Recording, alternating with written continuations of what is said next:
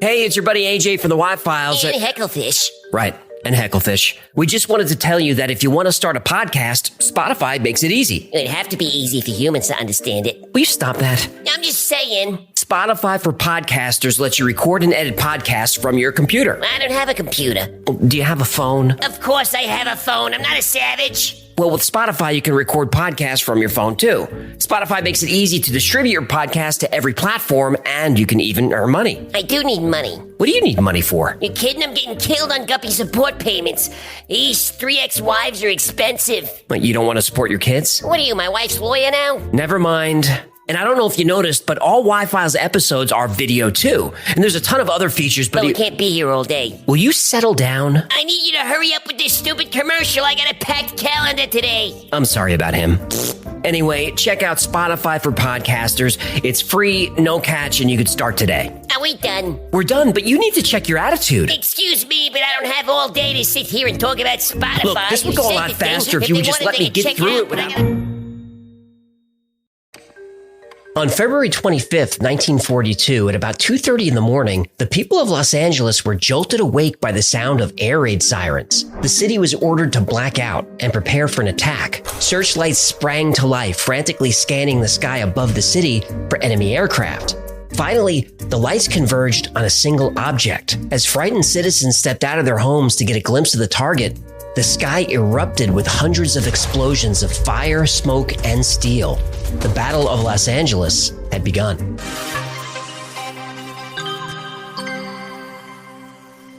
After the December 7th attack on Pearl Harbor, the entire west coast of the United States was on edge. Henry Stimson, the Secretary of War, warned that American cities should be prepared for attacks from enemy forces. Blackouts and nightly curfews were common from Alaska all the way to San Diego, and rumors circulated about Japanese battle groups invading the coast and of enemy spies infiltrating the local population. In the early morning of February 23rd, just weeks after the Pearl Harbor attack, the Japanese submarine I-17 stalked off the coast of Santa Barbara. It quickly surfaced, fired 25 explosive shells at an oil field, then slipped back beneath the sea. Though the physical damage was minor, the psychological message was clear. America's coast was vulnerable to any attack at any time. The word went out from U.S. military intelligence. West Coast cities should brace for an attack within the next 8 to 12 hours. The entire LA area was put on high alert. And early the following day, just after 1:30 in the morning, a radar station picked up a strange object in the sky over the Pacific, about 200 miles from LA. By 2 a.m., 2 other radar stations confirmed the object, now only 120 miles off the coast. It was big, moving fast, and headed directly for the city. By 3 a.m., the object, which was now reported as about 25 planes at 12,000 feet, was just off the coast of Santa Monica, only a few miles from downtown LA. The city was ordered to black out. Anti-aircraft batteries were spun up, manned, loaded, and told to shoot on sight. Then suddenly, the object vanished from radar. It disappeared? Well, from radar, yes. But visual sightings were coming in from all over the city. Some people reported seeing one large ship. Others saw multiple aircraft flying in formation. At about 3:15 a.m., the 37th Coast Artillery Brigade saw 6 planes. And for the next hour, anti-aircraft explosions lit up the sky. As shrapnel rained on the city below, sightings continued to come in. The large object had turned south and eventually disappeared over Long Beach. At 4:14 a.m., all clear was sounded, and a few hours later, the blackout order was lifted. When the sun came up and the smoke cleared, over 1,400 high-explosive artillery shells and countless 50 caliber rounds had been fired. Several people on the ground had been killed in car accidents or died of heart attacks from the stress of the barrage. But there was no evidence of any downed aircraft. No bombs had been dropped. The only damage was from friendly fire. So civilians and military personnel alike were asking, what were we shooting at?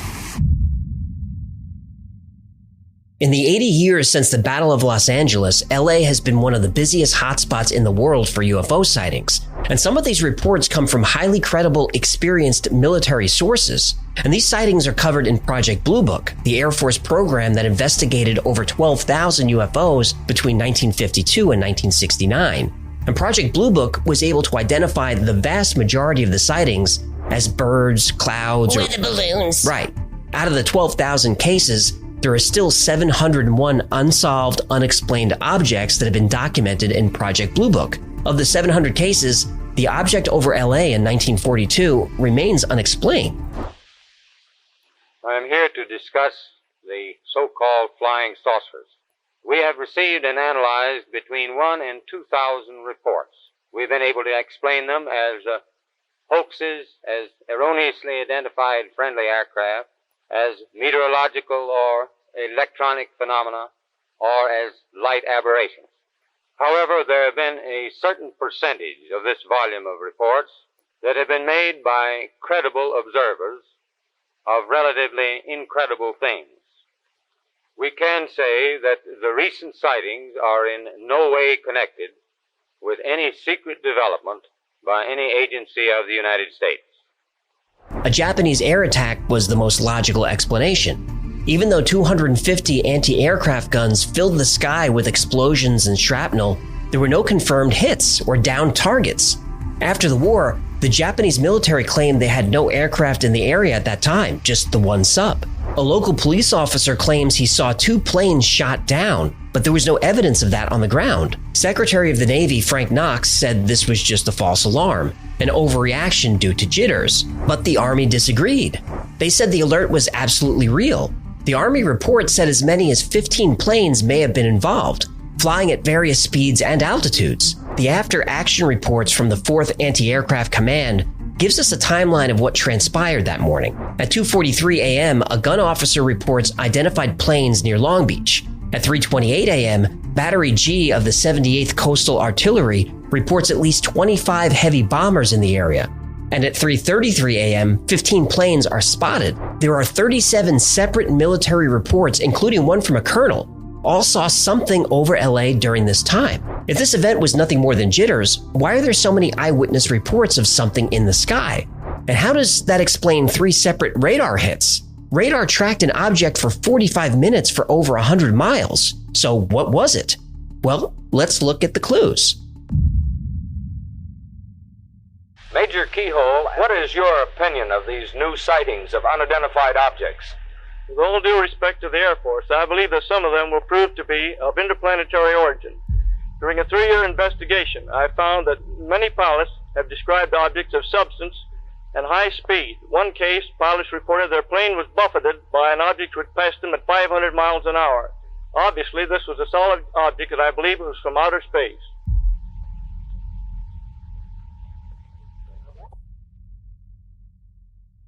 Supporters of the UFO theory say the radar hits are absolute proof of a UFO. But remember, this is 1942. Radar technology wasn't perfect. A World War II radar system could be thrown off by weather, birds, or any number of naturally occurring phenomena. In fact, one of the 3 radar operators reported the target as being doubtful. There's a 70-page report in Project Blue Book of a UFO spotted just south of LA a few years later. It was tracked on radar for 8 hours and seen by 30 people. Helicopters and jets were dispatched to track it, but there was nothing there. The official report is radar was confused by the weather and eyewitness accounts were due to people's overreactive imaginations. Skeptics say this is what happened in 1942. Dirty people imagine the same thing. That's the report. UFO makes more sense. I can't disagree. But what about the famous photograph of the object over LA? This photo was printed in the LA Times. We can clearly see the searchlights converging on something in the sky which is in the shape of a saucer or a football. But it turns out this photo was enhanced and possibly retouched. Now, this isn't necessarily scandalous. It was very common to enhance photos to make them more visible in newsprint. The photo was definitely doctored, but it wasn't faked. But the original photo is very different than what was printed. It's underexposed and doesn't really show anything besides the lights, which look very faint. And there's no way to track the original because the negative is gone. The negative that's in the LA Times photo archives is not the original, something that's only recently been discovered. When investigators worked with the LA Times to try to track down the original, they came to the conclusion that the photo used in the LA Times isn't actually a photo from an LA Times photographer. So where did it come from? Nobody knows. We can see that some of the light beams go through the object, but a couple of the beams do stop. If there was nothing in the sky, wouldn't we expect the light to continue into the distance? So if there's an object there, why wasn't it shot down by the ordnance that was in the air that night? Well, some people say it was shot down, and they claim they can prove it. The unidentified object moved slowly down the Pacific coast from Santa Monica and disappeared south of Long Beach. Several observers say they saw one or more planes spotlighted by 20 or 30 searchlights. Shells frequently could be seen bursting near the object, but none appeared to hit it. Approximately 20 minutes after the firing died down, the ship returned and headed westward from Long Beach toward Santa Monica. Then the ship disappeared for the second time over the ocean. Some military historians and investigators researching the Battle of Los Angeles believe something was definitely in the air that night, and the answer is in the official report. The report from the 4th Anti-Aircraft Command reveals that large weather balloons were launched at 3 a.m. I can't believe it. I know. Weather balloons again? I know. Who's launching balloons in the middle of a freaking attack? Now that's a fair question, but it was common practice to check weather conditions in order to assist anti-aircraft gunners with targeting. If there was a balloon over Los Angeles, it definitely would have been spotted. You had over 250 guns pointed at the sky, and there were over 1,000 civilian air raid wardens also keeping watch. They couldn't miss it. So, the report claims, when the commander realized there was a weather balloon in a hot zone, he ordered it destroyed. But once the shooting starts, people are going to panic and there's going to be more shooting. A likely story. Hey, that's the theory. Then what about all the reports of planes and bombers and what have you? Well, there's no explanation for those. Yaha! There were also multiple reports of an actual crashed aircraft in the middle of the city, and this was confirmed by the LAPD's 77th Precinct. So, what did they find? Now, it's one thing to be a tinfoil hat claiming to see a crashed UFO. No offense. None taken. But it's another thing when there's an actual police report about it. But the official government response is whatever fell from the sky was likely shrapnel and burnt embers from all the exploding shells. Obviously, the government had to explain what happened, especially with this level of war paranoia. But saying this was an alien craft, or even admitting they didn't know what the object was, wasn't going to fly. The late Dr. Robert Wood believed there was a cover-up. He was an aerospace engineer who worked for Sikorsky, Hughes, McDonnell Douglas, and Lockheed. The usual suspects. Yep. After he retired, Dr. Wood researched and exposed Majestic 12 and other secret government projects. He was sent 5 leaked documents about the Battle of Los Angeles, and at least one of them has been authenticated. One of the documents is a memo between FDR and George Marshall, the Army's chief of staff. It's dated 1 week after the incident. The memo says that 2 craft were shot down, one over the ocean and another over the San Bernardino Mountains near LA. The document reads, "This headquarters has come to a determination that the mystery airplanes are in fact not earthly.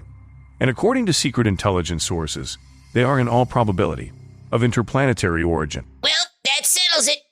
Aliens! Well, not so fast. The government denies the memo. That means it's definitely true. And Dr. Wood received photocopies, not originals. So there's no way to test the paper or the ink or authenticate them as genuine. And you really can't trust an anonymous source. And it doesn't stop the media. That's a good point.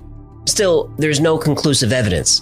And this case, 80 years later, remains unsolved. So if there was a flying object in the skies above Los Angeles in February 1942, to this day, it remains unidentified. Thanks so much for hanging out with me today. My name is AJ, that's Hecklefish. This has been the Y-Files. If you had fun or learned anything, do me a favor and like, subscribe, comment, share. That stuff really helps out a small channel. And until next time, be safe, be kind, and know that you are appreciated.